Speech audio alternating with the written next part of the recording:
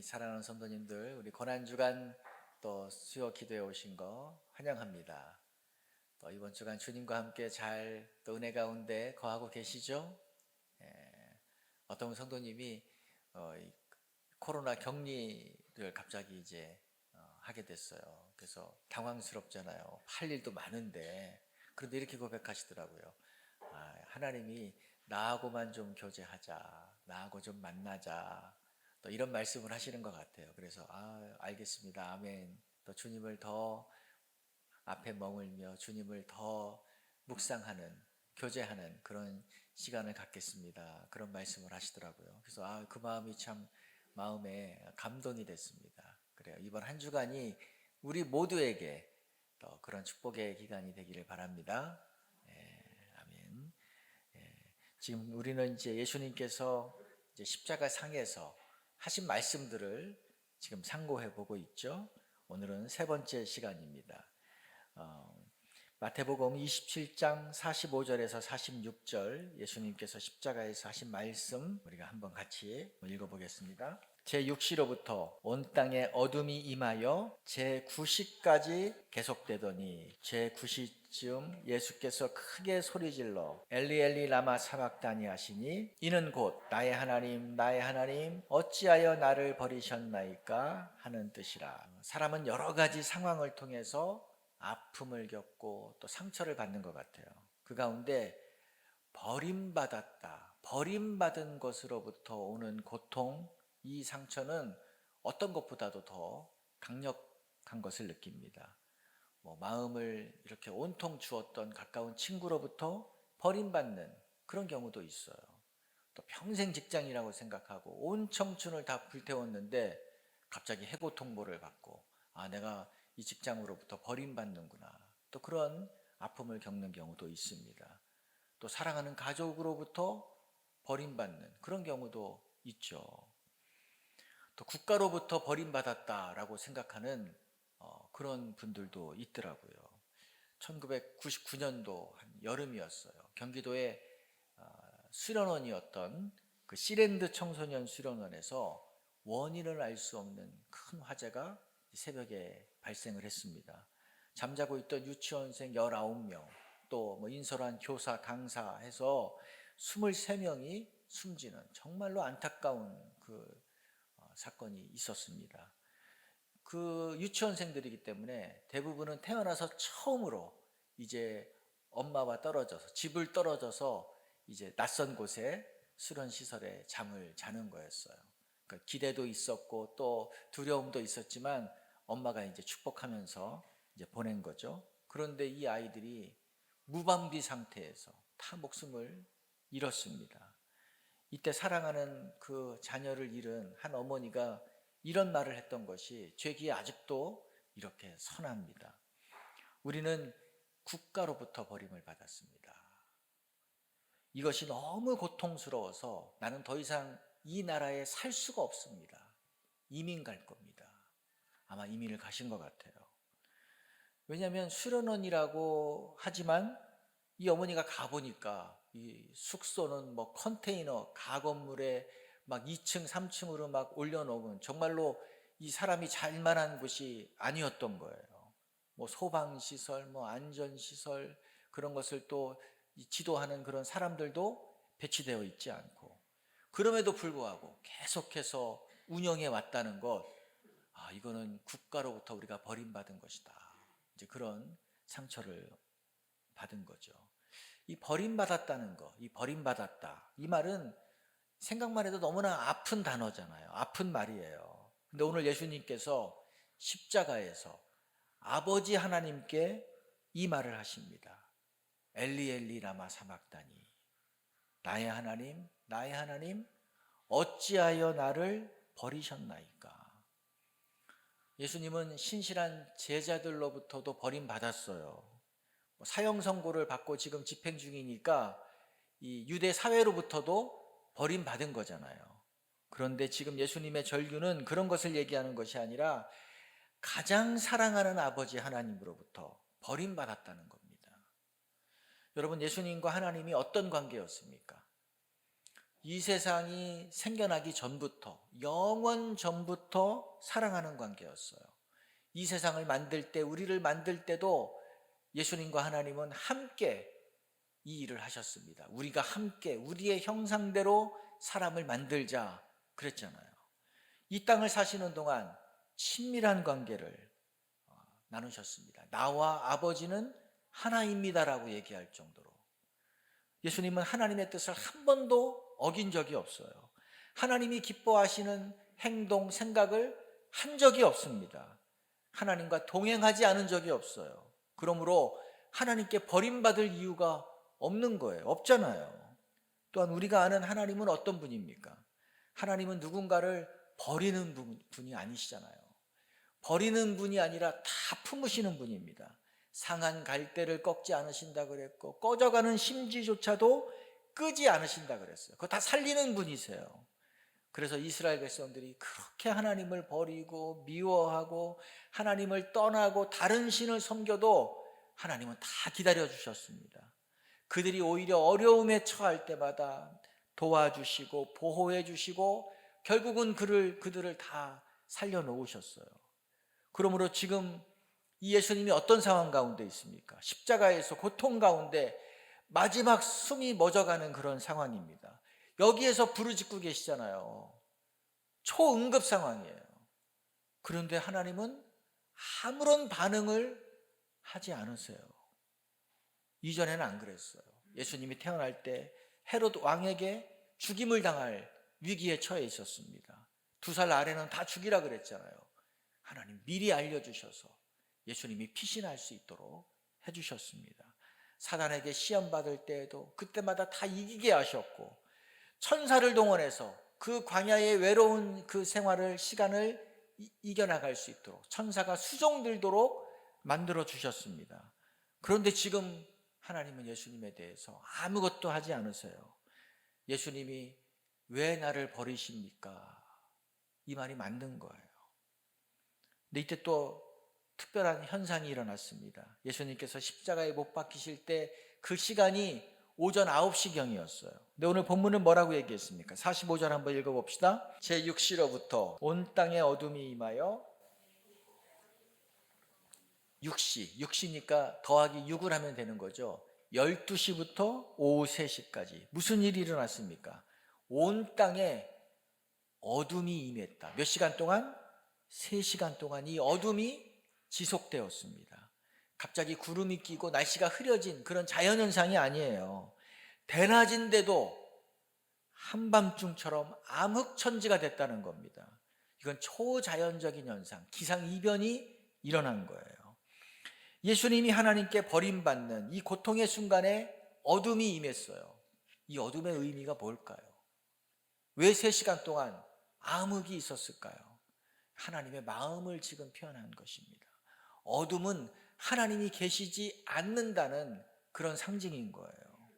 무엇보다도 죄의 심각성을 보여줍니다. 이 어둠은 무엇을 얘기한다고요? 첫 번째, 죄의 심각성. 죄가 얼마나 무서운 것인지. 로마서 8장은 우리를 하나님의 사랑으로부터 끊을 수 있는 것이 아무것도 없다 그랬어요.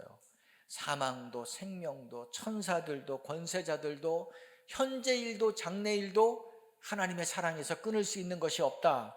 능력도 높음도 기쁨도 다른 그 어떤 피조물도 우리를 하나님과의 사랑의 관계에서 끊을 수 없다 그랬습니다. 그런데 하나님과 우리 사이를 유일하게 끊어놓는, 갈라놓는 것이 있어요. 그게 뭡니까? 죄예요. 죄는 생명의 근원이신 하나님으로부터 우리를 분리시킵니다. 우리를 단절시켜요. 그래서 타락하기 이전에 아담은 에덴 동산에서 하나님과 얼마나 친밀한 관계를 유지했어요. 동산을 거닐면서 하나님과 산보하고 하나님과 대화하고 깊은 사귐을 나누었습니다. 그런데 죄가 들어오자 첫 번째 나타난 현상이 뭡니까? 나무에 숨어버리잖아요. 하나님과의 관계, 교제가 끊어져 버렸어요. 죄의 근원은 내가 하나님이 되어서 내 마음대로 내가 하고 싶은 대로 사는 거예요. 그런데 이 문명화된 이 현대 사회에서 현대인들은 어떻게 생각합니까? 죄에 대해서 생각하는 것도 싫어요. 말하는 것, 언급하는 것조차 싫어합니다. 죄인이라는 것은 더더군다나 인정하지 않죠. 아니, 내가 이 정도 도덕적으로 살면 됐지. 내가 다른 사람들보다 그래도 비슷하게는 사는데 내가 무슨 죄인이야? 말을 하지 못하게 합니다. 성경은 뭐라 그럽니까? 성경은 모든 사람이 죄인이라 그랬고, 죄인은 그 죄의 값을 치러야 된다 그랬어요. 죄의 값은 죽음인데 이것은 단순히 육체적인 죽음만을 이야기하는 것이 아닙니다. 영혼이 하나님으로부터 분리되는 영적인 죽음을 포함하는 거예요. 어둠이라는 것, 어둠이 임했다는 것, 이건 죄인된 인간의 상태를 보여줍니다. 하나님은 지금 죄인으로 서 있는 이 예수님을 볼 수가 없어요. 관계할 수가 없었습니다. 그래서 깜깜한 어둠이 임하게 하신 것입니다. 또 이 어둠은 무엇을 의미하느냐? 하나님의 심판을 의미합니다. 예수님이 마지막 지금 죽음의 순간입니다. 온 땅이 어둠으로 뒤덮였어요. 하나님도 예수님을 외면하고 있다는 거예요. 그렇게 예수님을 24시간 수종들도 천사들도 지금 예수님을 외면하고 있습니다. 이것은 죄를 심판하고 계시는 하나님의 진노를 나타내는 거예요. 예수님은 이 암흑의 3시간 동안 우리를 대신해서 쏟아지고 있는 하나님의 진노를 지금 감당하고 계신 겁니다. 지금 인류의 모든 죄가 심판을 받고 있는 거예요.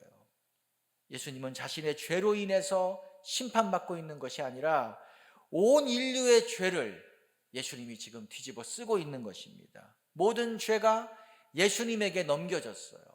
죄의 형벌이 예수님에게 씌워졌습니다. 옮겨졌어요. 하나님의 심판이 떨어지고 있는 것입니다.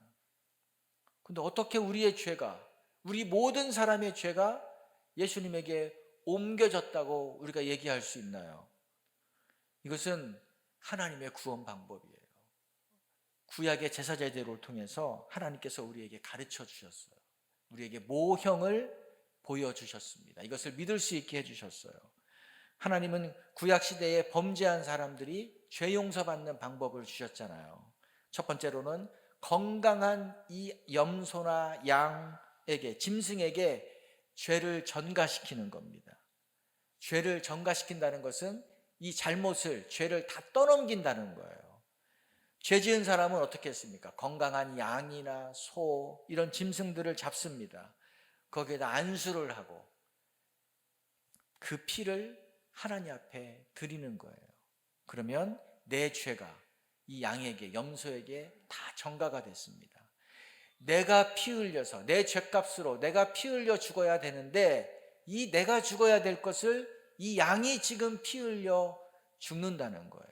그래서 나는 죄를 용서받는다. 하나님이 그 피를 보고 용서해 주셨습니다. 또 두 번째는 1년에 한 번씩 대속죄일이 있었어요. 그때에 염소 한 마리에게 안수를 하고 이 염소를 광야로 내보냈습니다. 아무도 살지 않는 광야로 내보냈어요. 그러니까 백성들의 죄가 이 염소에게 전가된 거예요. 이 염소가 광야로 사라져 버리잖아요. 광야로 사라지는 것처럼 모든 백성들의 죄가 사라진다는 것입니다. 제거된다는 것. 염소가 보이지 않는 것처럼 우리의 죄가 다 제거되었다는 것을 나타내 주시는 거예요. 이 염소를 아사셀이라고 그랬어요. 아사셀. 그래요.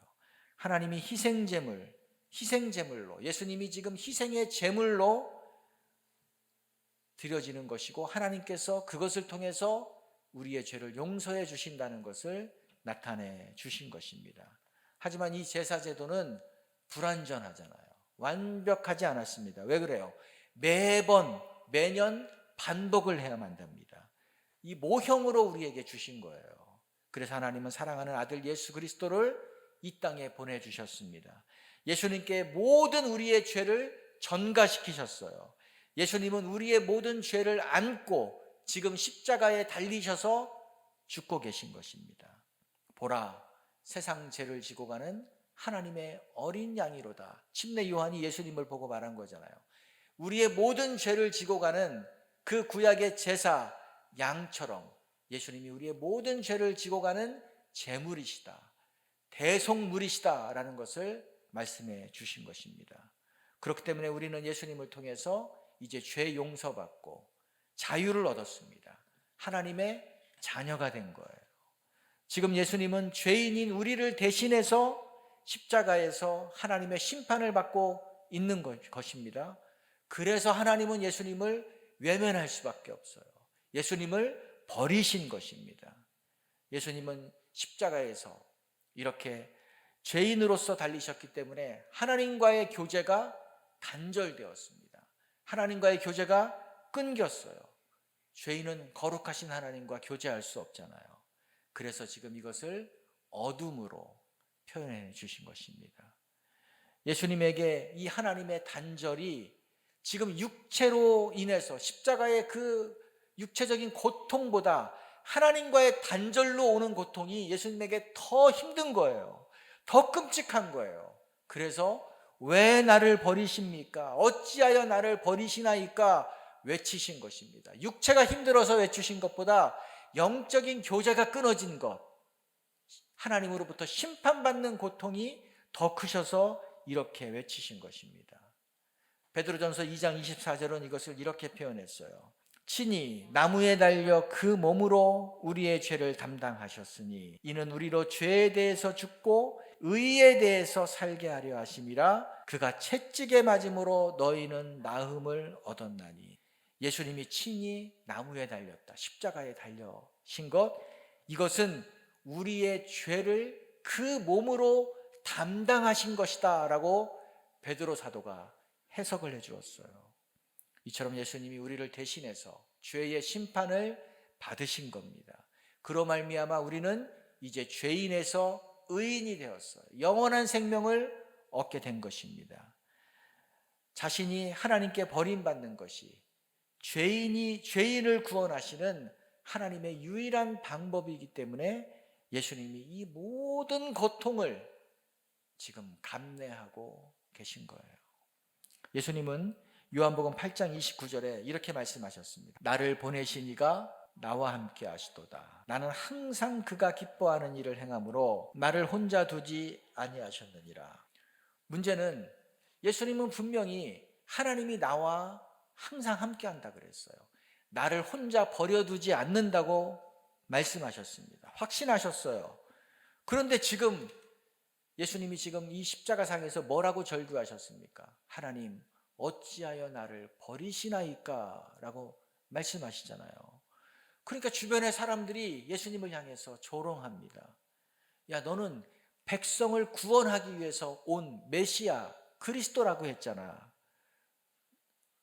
너가 그리스도면, 너가 메시아면, 구원자면 지금 너를 구원해봐라. 또 너는 하나님이 너와 함께 계시고 항상 너를 혼자 두지 않는다고 말했잖아. 그런데 왜 하나님은 지금 아무것도 하지 않고 계시니? 하나님이 지금 너를 구해 주셔야지, 구원해 주셔야지, 이렇게 말씀하고 있습니다. 이렇게 조롱하고 있어요.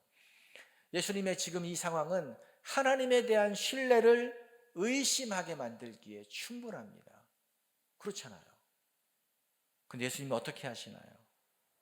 당장 눈에 보이는 하나님의 구원의 손길이 없습니다. 그럼에도 불구하고 예수님은 그 하나님을 계속 신뢰해요. 지금 버림받는 아픔을 경험하고 있습니다. 그럼에도 불구하고 예수님은 하나님을 의지하고 계십니다. 자신이 죽어가고 있음에도 하나님을 붙잡고 있어요. 하나님의 진노를 받고 견딜 수 없는 고통 가운데 있으면서도 여전히 하나님을 신뢰하고 있습니다. 그 증거가 뭡니까? 예수님은 끝까지 나의 하나님, 나의 하나님이라고 부르잖아요. 나의 하나님, 나의 하나님이라고 부른단 말이에요. 예수님이 우리에게 모범을 보이신 거예요. 이 모범을 잘 기억해야 됩니다.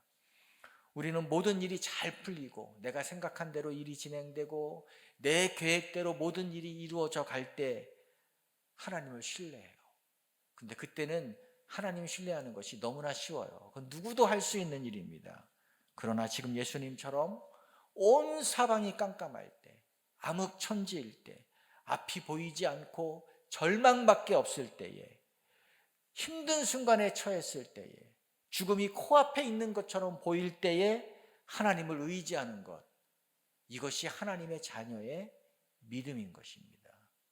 그런데 우리는 아무리 내가 믿음 생활을 잘하고 하나님을 사랑하고 하나님을 최우선으로 섬기고 예배하고 하나님과 관계를 잘 맺는다 해도 주위가 온통 암흑과 같은 상황을 겪게 됩니다. 내가 아무리 하나님을 잘 섬겨도 우리에게 이런 예수님과 같은 암흑을 경험하게 된다니까요. 하나님이 안 계신 것 같아요. 하나님이 나를 버리신 것 같은 느낌이 듭니다. 이건 누가 봐도 하나님을 전혀 느낄 수가 없어요. 죽을 것만 같은 상황이에요. 정말 숨도 쉴 수 없는 것만 같은 그런 상황이 있습니다.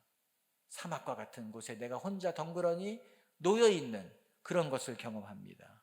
그런데 이때 믿음이 드러나는 거예요. 이때 나오는 고백이 진짜입니다. 이때 예수님은 뭐라고 했죠? 나의 하나님, 나의 하나님. 이때 우리도 동일하게 이것을 고백해야 되는 거예요. 나의 하나님, 나의 하나님. 하나님만을 구하고 하나님만을 찾아야 되는 줄로 믿습니다. 근데 대부분은 이거 못해요. 대부분은 고통스러운 일이 밀려오고 도무지 이해할 수 없는 일이 나에게 일어나고 정말로 이 변명도 할 수 없는 그런 오해가 일어나고 그러면 마음이 불안해지고 마음이 조급해지고 하나님의 은혜를 의심해버려요. 하나님이 나를 돌보시지 않는다고 얘기하고 하나님이 나를 버리신 것 같다고 얘기하고 하나님이 나에게 은혜를 끊으신 것 같다고 얘기하고 좋으신 하나님을 의심합니다. 그리고 내가 해결해 보겠다고 막 엉뚱한 곳에 가가지고 하나님을 찾는 것이 아니라 다른 것을 찾고 다른 것을 붙잡고 해결해 보려고 합니다. 아니에요. 이때 눈을 들어서 누구를 봐야 돼요? 주님을 바라야 됩니다. 이때 그 자리에 계속 머물러야 돼요. 십자가를 떠나면 안 됩니다. 이때 그 자리에 계속 머물면서 하나님을 구해야만 되는 것입니다. 예수님이 십자가의 그 고통 가운데에서도 예수님은 나의 하나님, 나의 하나님이라고 부르셨어요. 이 주님을 우리가 따라가야 되는 것입니다. 예수님은 죽음 앞에서도 이렇게 하셨잖아요. 예수님이 하셨다는 것은 우리도 할 수 있다는 거예요. 우리도 이렇게 하라는 것입니다. 사랑하는 성도 여러분, 메마른 광야를 지나는 것과 같은 그런 느낌을 받을 때가 있습니다. 아무도 나를 도와주지 않는 것과 같은 그런 느낌이 있어요. 정말 발 한 발자국도 뗄 수 없는 그런 힘이 없는 무기력 가운데 있을 때가 있어요. 내가 잘못해서 그런 게 아니에요. 내가 죄를 지어서 그런 것도 아니에요. 그런데 그런 상황에 놓일 때가 있습니다. 이럴 때 어떻게 됩니까? 나의 사랑하는 하나님, 나의 사랑하는 하나님 이렇게 부르며 그럼에도 불구하고 주님 앞에 나와야 될 줄로 믿습니다. 우리가 지난 주일에 그리스인들의 신앙생활, 신앙의 기본에 대해서 한번 얘기 나눴죠. 그들은 어떤 상황에 처했을지라도 내가 알지 못하는 하나님의 뜻이 무엇인가 이거를 생각한다 그랬어요. 내가 알지 못하는 하나님의 뜻이 무엇인가. 심지어 자기의 자녀가 교통사고로 갑작스럽게 죽는 이런 엄청난 충격스러운 일을 당하는 그 장례식장에서도 내가 알지 못하는 하나님의 뜻이 무엇일까를 상고한다 그랬어요. 하나님이 무엇을 말씀하시는가? 이 일을 통해서 하나님이 나에게 무엇을 깨닫기 원하시는가? 이거를 하나님 앞에 구한다는 거잖아요. 이럴 때 그들이 어떻게 할까요? 나의 하나님, 나의 하나님이라고 부를 거예요. 사랑하는 성도 여러분, 우리가 이 고난주간이 셋째 날 예수님께서 십자가상에서 이제 곧 돌아가시는 운명하시는 그 마지막 순간입니다. 그때 어찌하여 나를 버리시나이까 말씀하시면서 그 앞에 나의 하나님, 나의 하나님을 찾았다는 것을 기억하며 우리 그런 믿음을 갖는 성도님 되기를 축복합니다. 같이 기도하겠습니다.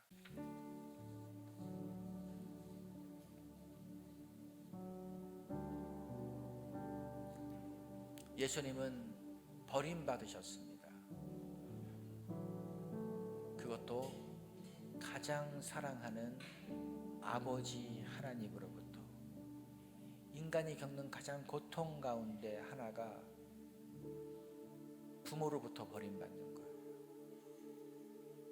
이 충격은 평생을 갑니다. 평생을 회복하지 못하고 가는 분들도 많아요. 그만큼 아픔이고 그만큼 상처고 평생 인생을 좌우하는 그런 흔드는 그런 충격인 것입니다. 예수님 평생을 사랑하는 아버지로부터 영원 전부터 관계했던 친밀한 관계를 누렸던 하나님으로부터 버림받았어요. 하나님이 버리셨다는 증거가 십자가상에서 외쳤지만 아무런 응답도 하지 않으셨습니다. 오히려 그 전에 대낮에 3시간 동안에 온 천지를 깜깜하게 만드셨어요. 왜 버려야만 했습니까? 바로 우리의 죄 때문입니다. 죄가 얼마나 심각한지, 죄가 얼마나 무서운 것인지, 죄는 하나님이 심판할 수밖에 없다는 것, 죄인은 죽을 수밖에 없다는 것, 죄인은 하나님과의 그 관계가 끊어질 수밖에 없다는 것, 암흑 가운데 살 수밖에 없다는 것을, 고통 가운데 살 수밖에 없다는 것을 우리에게 가르쳐 주시는 것입니다.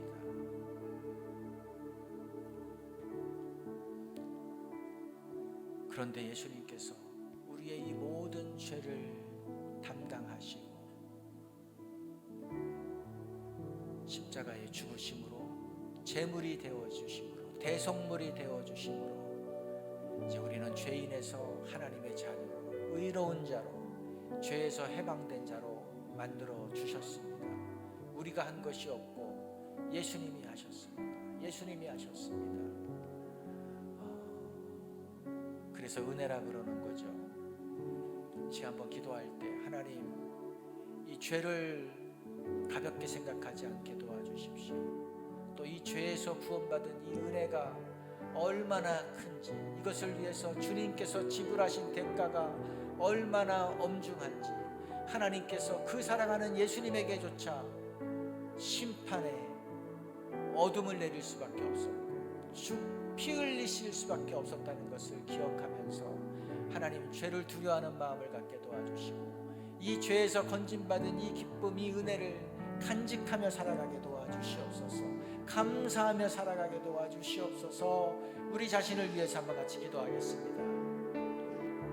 사랑하는 아버지 하나님, 이 죄가 얼마나 무서운지를 우리에게 보여주셨습니다. 어둠은 공포이고 어둠은 무서움이고 어둠은 하나님의 진노인데 하나님은 이 죄를 진노하실 수밖에 없었고 이 사랑하는 예수님을 죽이실 수밖에 없었고 십자가에 매달려 피 흘리시게 할 수밖에 없었습니다.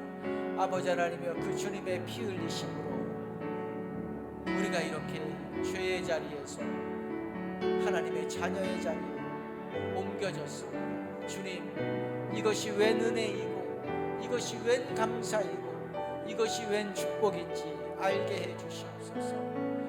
이제 하나님이 얼마나 죄를 미워하시는지, 이 죄를 해결하기 위해서 대가를 지불해 주셨는지를 알았사오니 이제 이 죄와 피 흘리기까지 싸우는 열심을 내려주시옵소서.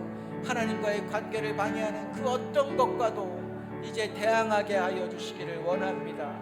하나님, 죄에 빠져있고 어둠에 빠져있는 자, 하나님의 진노의 심판을 받고 있는 자들에게 이제 주님의 그 죄의 엄중함, 주님의 그 죄 용서를 알리는 삶을 살아가게 하여 주시옵소서.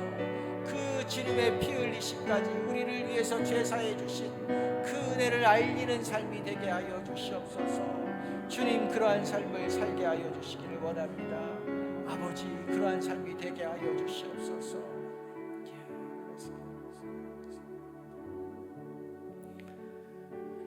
주님은 십자가 위에서 부르짖었지만 하나님은 듣지 않으셨습니다. 가장 고통의 순간에, 죽음을 코앞에 둔 순간에도 하나님이 안 계신 것처럼 느껴졌고 하나님께 버림받은 것과 같은 느낌을 받았습니다. 실제로 버림받았습니다. 그러나 그럼에도 불구하고 주변에 조롱이 있고 비난이 있고 하나님이 너를 사랑하지 않는다, 하나님이 너를 도우러 오시지 않는 것을 보니까 하나님이 너무 함께 계지 않는다는 그런 비난의 말을 듣고도 예수님은 하나님을 향한 이 신뢰를 놓치지 않았습니다. 끝까지 나의 하나님, 나의 하나님이라고 불렀습니다. 그렇습니다. 우리가 따라가야 될 믿음의 모범인 것입니다. 우리의 삶 가운데도 하나님이 느껴지지 않을 때가 있습니다. 하나님이 나를 돕지 않는 것처럼 생각할 때가 있습니다. 버림받은 것과 같은 그런 느낌이 있을 수도 있고, 외로움 가운데 있을 수도 있고, 문제가 전혀 해결되지 않는 것을 보면서 하나님이 나를 돕지 않는 것처럼 생각할 때가 있습니다. 도무지 회복되지 않는 나의 영적인 상태, 육체적인 상태를 보면서 포기해버릴 때도 있습니다. 그러나 그렇지 않습니다. 예수님은 그럼에도 불구하고 사랑하시는 아버지 하나님을 놓치지 않고 그 아버지 앞에 나의 하나님, 나의 하나님 부르며 기도의 끈을 놓치지 않았습니다. 우리가 바로 따라야 될 모범인 것입니다. 그러므로 다시 한번 믿음으로 결단합시다. 하나님 어떤 상황에서도 하나님을 부르고 하나님 앞에 나아가고 하나님만을 신뢰하고 하나님만을 붙잡는 것을 놓치지 않겠습니다. 행여 내 생각대로 인생이 흘러가지 않는다고 해서 내가 다른 것을 구하고 다른 것을 찾고 다른 것을 붙잡고 하나님이 아닌 다른 것을 사랑하려고 뛰쳐나가지 않겠습니다. 하나님만을 사랑합니다. 하나님만을 신뢰합니다. 하나님 계속 이 믿음에 거하게 하여 주시옵소서. 우리의 결단과 우리의 믿음을 달라고 다시 한번 간구하며 나아가겠습니다. 주님, 예수님의 모습을 우리에게 알려주셔서 감사합니다. 예수님이 그 어떤 상황에서도 이 십자가 앞에서도 가장 고통의 순간의 앞에서도 하나님 다른 소리 하지 않고 하나님만을 붙잡았습니다. 하나님만을 의지했습니다. 하나님, 우리를 두렵게 하는 것들이 너무나 많습니다. 우리를 무너뜨리는 것들이 너무나 많습니다. 우리의 마음을 외롭게 하는 것들이 너무나 많습니다. 불안하게 하는 것들이 너무나 많습니다. 우리의 힘을 빠지게 하는 것들이 너무나 많습니다. 우리에게 들려오는 소리는 우리가 하나님을 신뢰하지 못하게 만듭니다. 우리가 몸으로 경험하고 있는 이 환경은 하나님을 붙잡지 못하게 합니다. 하나님이 우리와 함께 계시지 않는 것 같습니다. 주여, 그럼에도 불구하고 그런 메마른 땅을 걸어가는 것처럼 느껴질지라도 하나님만을 붙잡고 하나님만을 신뢰하게 하여 주시옵소서. 죽음이 엄습해 올지라도 하나님만을 붙잡고 나아가는 우리의 믿음이 되게 하여 주시옵소서. 나의 하나님, 나의 하나님, 언제나 이것이 우리의 외침이 되게 도와주시고, 나의 하나님, 나의 하나님, 언제나 하나님을 찾고 하나님을 부르짖는 것이 우리의 모든 신앙의 출발이 되게 하여 주시옵소서. 주님, 우리를 그렇게 만들어 주시옵소서. 네, 주님, 우리가 그렇게 살아가겠습니다. 주님, 우리가 그렇게 주님만을 신뢰하며 나아가겠습니다. 주여, 우리를 도와주시옵소서. 주여, 도와주시옵소서.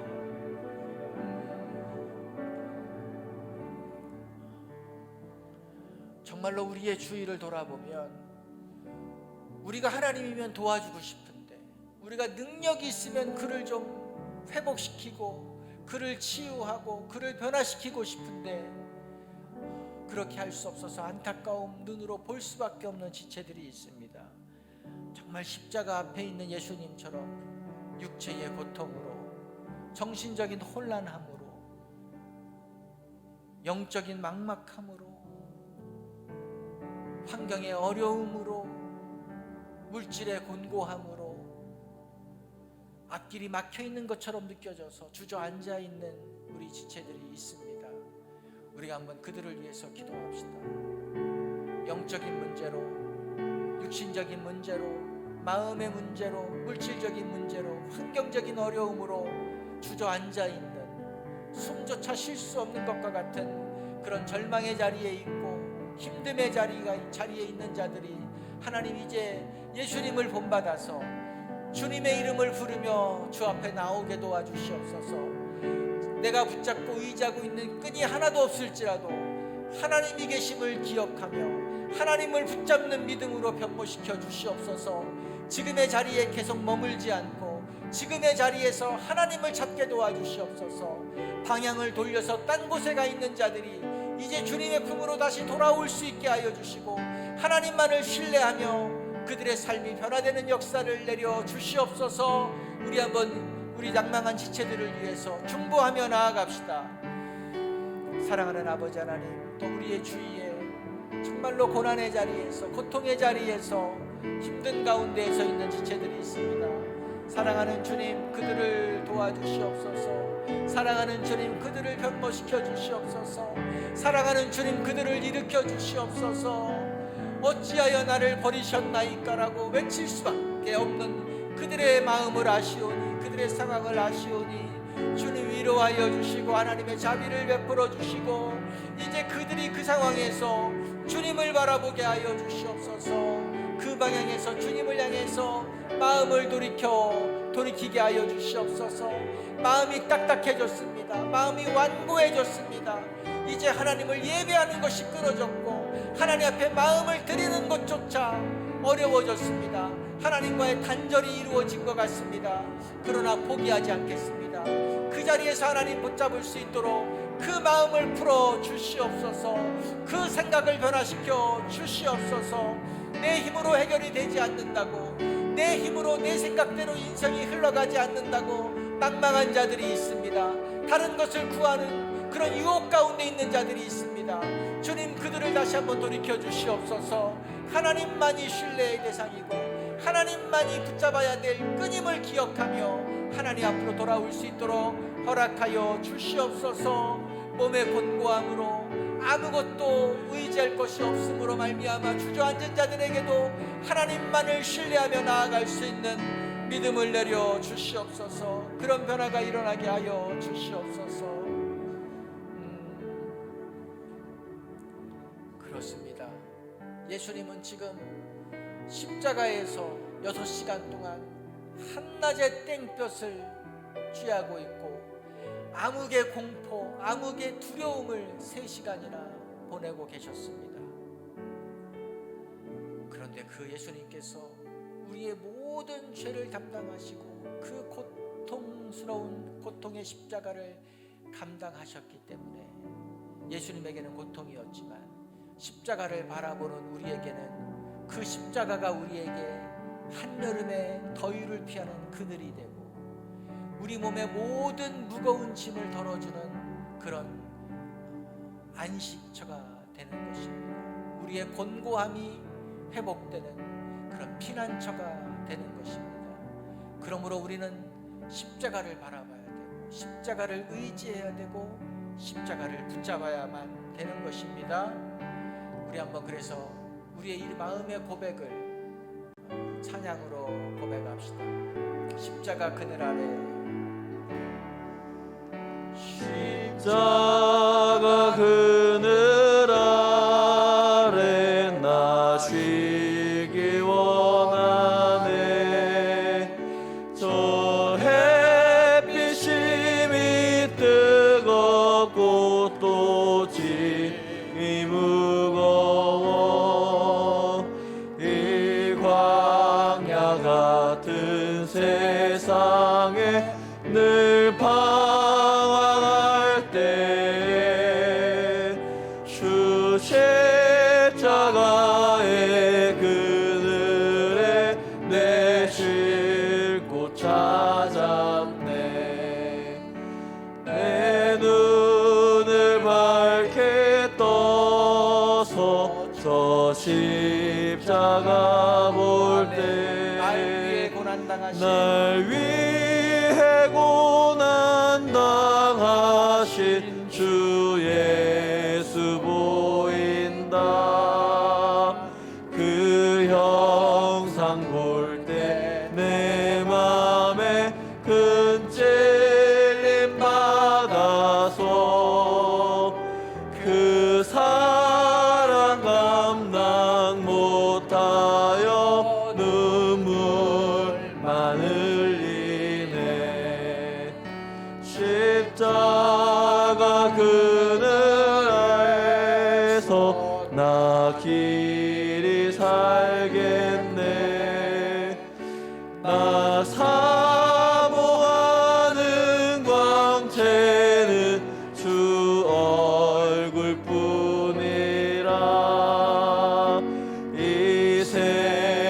세상 나를 버려도 나 두려움 없네.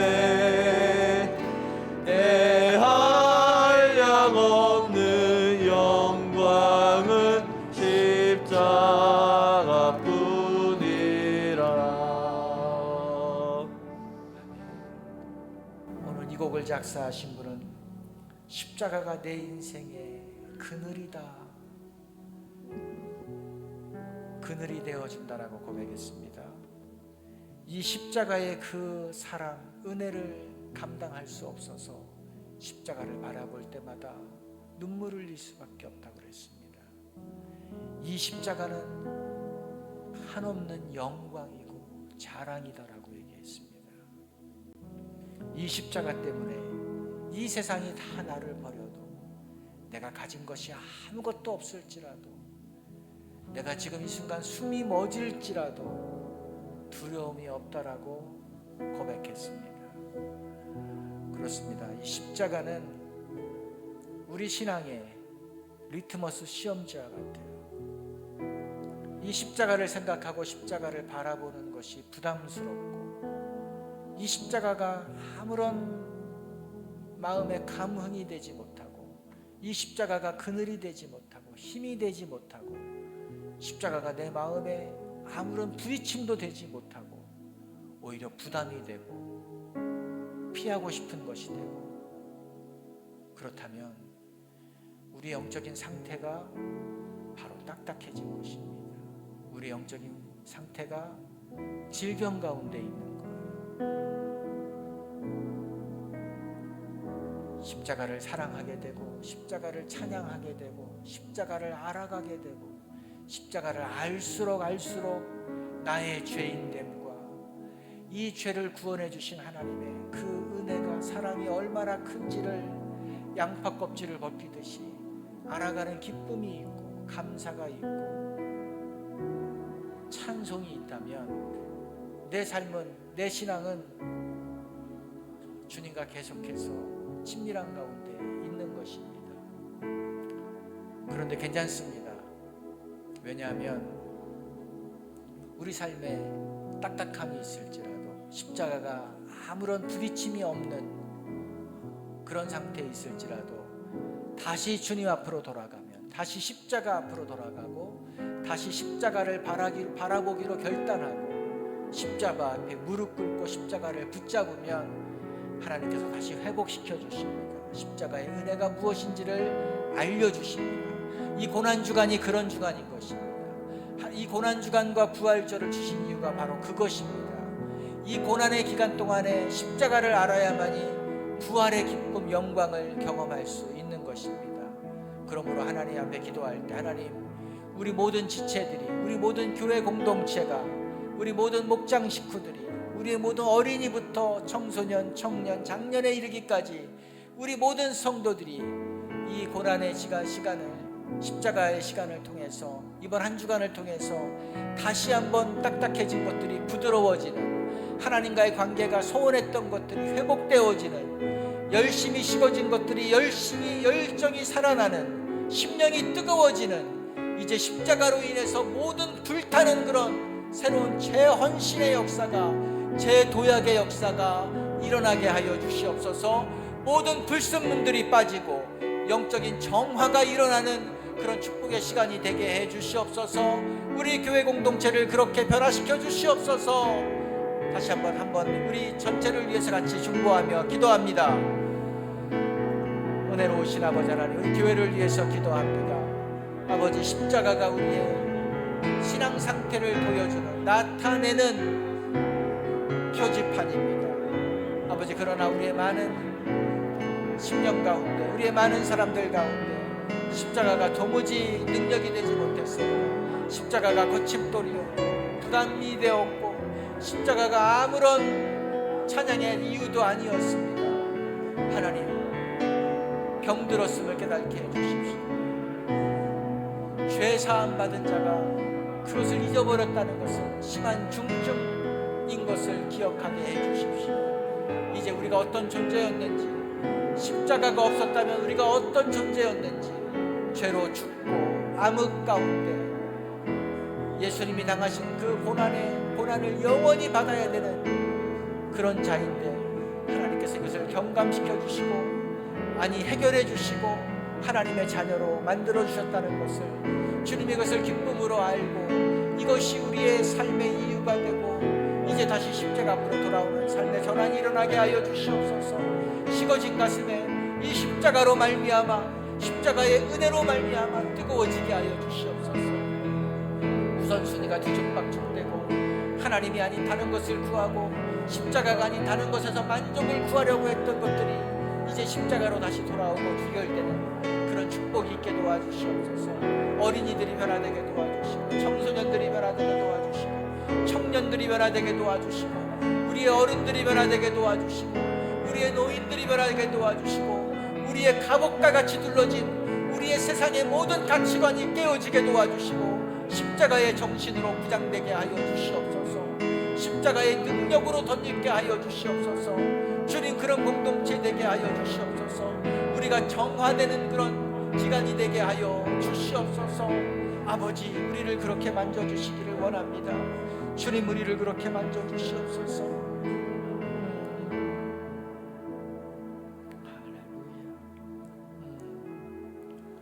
또 우리 교회만이 아니라 우리 한국의 교회들이 또 복음을 가지고 사역하고 있는 우리 선교사들이 또 선교지에서 이 세상의 복음, 사람들이 원하는 복음, 이 땅에서 잘되고 이 땅에서 부유하고 이 땅에서 번영하는 이 복음을 전하는 것이 아니라 십자가의 복음, 십자가의 정신, 이 세상의 가치를 깨트리는, 이 세상의 가치를 거스리는 하나님 나라의 방법, 하나님 나라의 구원을 선포하고 죄인됨을 지적하며 그것을 구원하러 오신 예수 그리스도를 올바로 전하는 그런 우리 한국교회 또 우리 모든 선교사님들 되게 해주십시오. 그래서 십자가로 다시 한번 회복되는, 복음으로 다시 한번 충만해지는 우리 교회들이 되게 도와주시고 모든 선교지의 사역들이 되게 해 주시옵소서. 한번 우리 열방과 우리 나라의 교회들을 위해서 한 번 더 기도합니다.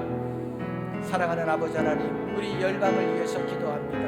우리나라를 위해서 기도합니다. 우리가 이 세상의 복음과 이 세상 사람들이 원하는 복음과 십자가의 복음이 교묘하게 섞여 있습니다. 샤머니즘과 십자가의 복음이 교묘하게 섞여 있습니다. 하나님 이제 이것을 분별하게 도와주시고 세상의 복음이 아니라 우리의 배를 만족시키는 복음이 아니라 십자가의 복음을 선하고 선포하고 그것을 살아내게 하는 우리 한국교회가 되게 하여 주시옵소서.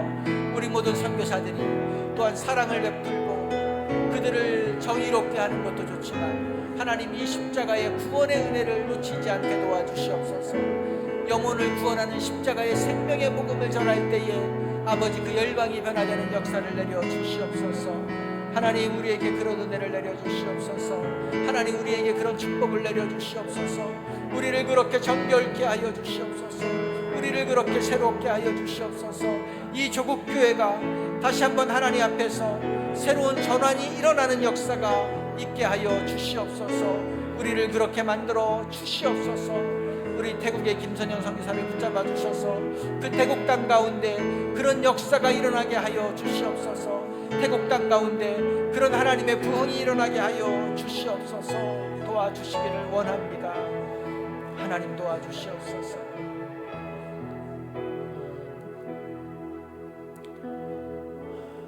또 이 고난의 주간을 보내면서 특별히 우리 육신이 몸이 아프신 분들은 정말로 고난을 절감하면서 이 어둠의 터널을 지나고 있습니다.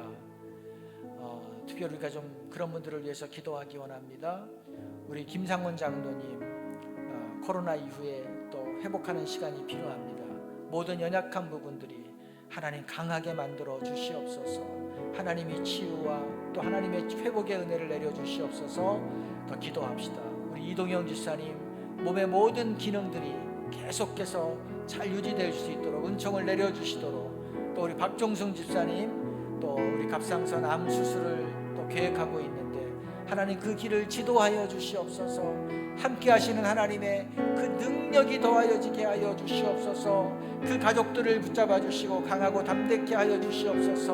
또 기도합시다. 또 우리 온유, 또 우리 정희수 지사님의 여동생, 우리 이갑순 지사님의 또 올케, 그 모든 분들 항암의 치유 과정 가운데 있는데 하나님 마음과 생각을 하나님께서 지켜주시고 일으켜주시도록, 또 우리 성도들 가운데 코로나로 인해서 격리 중인 분들이 있습니다. 그 시간 외롭지 않고 그 시간이 하나님으로 인해서 영이 새로워지고 몸이 새로워지고 생각이 새로워지고 관계가 새로워지는 하나님 화를 복으로 바꿔주시는 하나님의 선하신 역사가 있게 하여 주시옵소서. 우리 한번 우리 중보에 필요한 분들을 위해서 기도하고 또 우리 이흥명 집사님을 위해서도 기도합시다. 수술 이후에 모든 회복이 온전케 이루어지도록 같이 기도하겠습니다.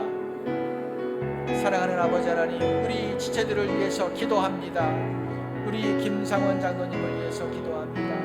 하나님, 약해진 부분들이 온전케 되게 도와주시고 금요일날 또 치유하러 받으시러 갔을 때 하나님 정확한 진단이 있게 도와주시고 은혜의 진단이 나오게 도와주시고 하나님 이겨나가서 이전보다 더 건강하게 주님의 일을 감당할 수 있도록 하나님께서 기회를 더하여 주시옵소서. 우리 정성호 장로님도 하나님께서 붙잡아 주시기를 원합니다. 이동영 집사님을 하나님께서 회복시켜 주시옵소서. 우리 박송승 집사님을 붙잡아 주시옵소서. 하나님 그 암 수술의 모든 단계마다 하나님의 특별하신 은총이 있게 하여 주시옵소서. 하나님 우리 이흥명 집사님을 붙잡아 주시고 약해진 폐가 강해지게 하여 주시기를 원합니다. 정인숙 집사님의 여동생, 또 이갑순 집사님의 우리 새언니, 또 아버지 온유, 하나님 이 모든 식구들, 우리 믿음의 식구들 하나님 붙잡아 주시기를 원합니다. 하나님 이끌어 주시옵소서. 하나님 도와주시옵소서. 하나님 충만하심으로 내려 주시옵소서. 예, 주님여 도와주시옵소서. 예, 주님여 도와주시옵소서. 또 여러분이 기도할 때 한 가지 더 기도해 주셔야 될 것은 우리 박혜란 자매님의 우리 이제 출산을 했는데 우리 아이가 좀 더 진료를 받아야 되는 또 그런 상황 가운데 있습니다. 하나님께서 역사해 주셔서 또 부산대병원에서 진료받을 때에 하나님께서 가장 선한 길로 온전한 회복의 길로 역사해 주시도록 또 우리 엄마와 아빠를 하나님께서 그 하나님의 품으로 품어주시고 담대케 하여 주시고 또 하나님의 소망을 내려주시도록 같이 기도하겠습니다. 사랑하는 하나님, 우리 박혜란 자매님을 위해서도 기도합니다. 하나님 그 태어난 아기가 하나님 약한 부분이 있습니다. 또 초음파도 받아야 되고 MRI 검사도 해야 됩니다. 사랑하는 아버지 도와주시옵소서. 하나님 우리 사랑하는 아기를 붙잡아 주시고 사랑하는 아기에게 힘을 더하여 주셔서 하나님 이 아기가 하나님의 능력으로 하나님의 은혜로 완전히 새로워지고 완전히 치유되는 그런 역사가 있게 하여 주시옵소서. 하나님의 사랑과 하나님의 은혜와 하나님의 회복의 역사가 아버지 내려지게 하여 주시기를 원합니다. 회복의 능력이 있게 하여 주시옵소서. 주님의 충만함이 있게 하여 주시옵소서. 주님의 능력이 더하여지게 하여 주시옵소서. 주님 만져주시고 일으켜 주시기를 원합니다. 할렐루야. 도와주시옵소서. 하나님 도와주시옵소서. 도와주시옵소서. 아멘. 우리가 주님을 사랑하는 것, 주님을 사랑한다고 고백하는 것은 잘 될 때 물론 해야 되지만 가장 어려운 순간에도 이해가 되지 않는 일이 벌어지는 순간에도 내가 원치 않는 상황이 펼쳐지는 그 순간에도 주님 앞에 사랑을 고백하는 것입니다. 십자가 앞에서 십자가의 죽음을 앞에 두고 죽음을 겪으신 예수님이 나의 하나님 나의 하나님이라고 부른 것은 그 십자가 상에서도 아버지 하나님께 사랑합니다, 사랑하는 아버지라고 고백한 것이라고 믿습니다. 그러므로 아버지 하나님, 내가 지금 서 있는 자리가 어떤 자리일지라도 또 앞으로 그것이 어떤 자리일지라도 변함없이 관계없이 주님을 사랑합니다라고 고백하며 나아가겠습니다. 그 출발이 지금입니다. 우리 한번 찬양하며 나아갑니다. 내 주 되신 주를 참 사랑하고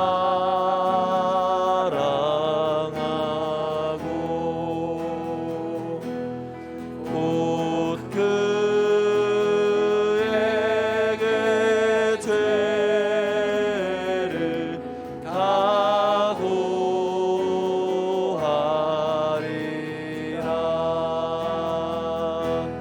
그는 은혜를 주신 내 예수시니 이 전보다 더욱 사랑합니다. 내 평생의 힘쓸 내 평생의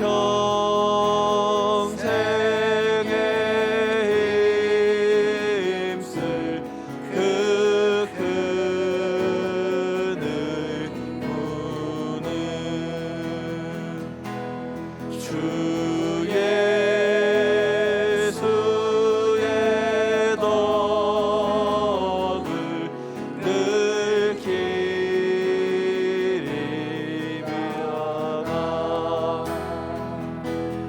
숨질 때까지 내 할 말씀은 이 전보다 더욱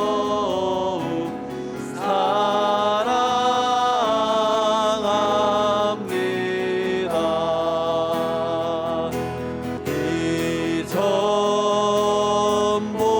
이 전보다 더욱 사랑합니다.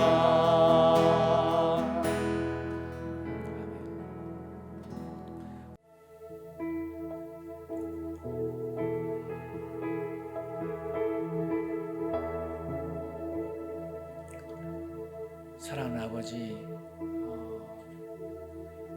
이 복된 기간을 지나면서 저희가 십자가와 얼마나 멀어져 가고 있었는가를 또 깨닫게 해주셔서 감사합니다. 그리고 십자가와 점점 가까워지게 해주셔서 감사합니다. 십자가에 비밀이 있다는 것을, 그 비밀을 알고 싶은 마음을 주셔서 감사합니다. 그리고 십자가 안에 거해야 되고, 십자가를 붙잡아야 되고, 십자가를 찬양해야 되고, 십자가만이 우리의 표대인 것을 또 고백하게 해주셔서 감사합니다. 우리는 이 세상의 가치, 이 세상의 복음, 이 세상에서 번영을 누리는 것에 너무나 많이 노출되어 있고, 우리의 마음이 거기에 너무나 많이 뺏겨져 있어서 십자가가 들어올 틈바구니가 없었습니다. 이제 다시 한번 그런 것을 제하고 주님만을 향해서 우리의 마음이 열려지게 하여 주시옵소서. 더 심령 깊숙한 곳에 십자가의 은혜가 들어오게 도와주시옵소서. 우리의 죄인됨과 우리의 이 죄인됨이 해결되는 것이 얼마나 큰 영광이고 기쁨이고 능력이었는가를 알게 도와주시고, 이제 이것이 우리 삶의 유일한 동력이 되게 도와주시옵소서. 십자가 앞에서 예수님이 모든 것을 다 내려놓았듯이 하나님, 우리가 붙잡는 것이 있지 않게 도와주시기를 원합니다. 가장 고통의 시간, 가장 수치스러운 자리, 죽음의 공포, 하나님의 진노의 그 무서움 앞에서도 주님은 하나님을 바라봤습니다. 많은 말을 하지 않았고 당황해하지 않았습니다. 주님, 저희들도 주님이 겪는 것과 비교할 수 없는 저희들이 당하는 아픔이 있고, 또 저희들이 당하는 놀람도 있고 당황스러운 일도 있고, 우리의 힘으로 어떻게 해결할 수 없는 그런 어려운 일도 만납니다. 주님, 그럴 때마다 우리가 해결하려고 하지 않고 예수님이 그랬던 것처럼 나의 하나님, 나의 하나님, 나의 아버지의 이름을 부르며 하나님을 신뢰하며 나아가게 도와 주시옵소서. 하나님 안에 거하는 그 삶을 살아가게 도와 주시옵소서. 또 남은 이번 한 주간 동안 더 주님의 은혜에 젖을 수 있도록 성령 하나님 우리를 충만케 해주시고 우리를 다루어 주시옵소서. 예수님의 이름으로 기도드렸습니다.